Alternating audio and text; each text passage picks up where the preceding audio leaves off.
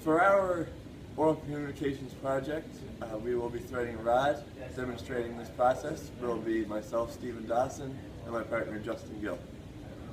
Alright, so some of the materials you're going to need to thread a rod are your bench vise, your hacksaw, your file for chamfering the end of your rod. This would be your thread gauge for measuring the width of the thread to make sure they're the correct size. This would be your aluminum rod. This right here is your die stock and your die. We're using a 1/2 inch die for our rod. And this is cutting oil to lubricate the rod while threading. First step in threading a rod is getting the appropriate length of rod. Once you measure, you will cut your rod with your hacksaw. After you cut the appropriate length of rod, you have to secure the piece of rod securely in your bench vise. Using your file, you have to chamfer the top so that you have a nice surface to work with to start your die stock. The next step is to insert the proper die into your die stock. You do that by simply laying it in there and tightening this fastening screw. Once that is completed, you apply lubricant to your cutting the rod that you are going to thread.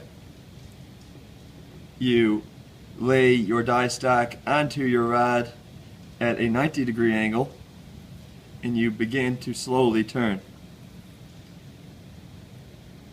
At first it may not feel like it is catching.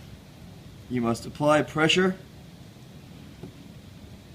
and continue to ensure that your die stock is threading on at a 90-degree angle.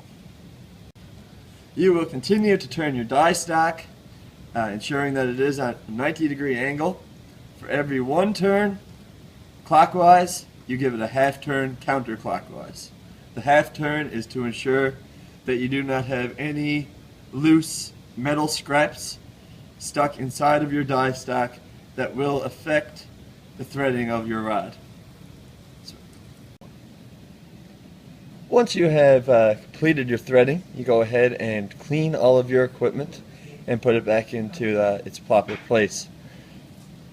So now that your rod has been threaded, to ensure that it is the proper thread depth and width, you can use a thread gauge, which right here clearly shows that it is correctly threaded. And an additional way to test that is to use a 1/2 inch nut.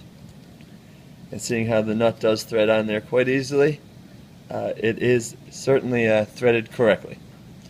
That will be all for this presentation. Thank you for your time.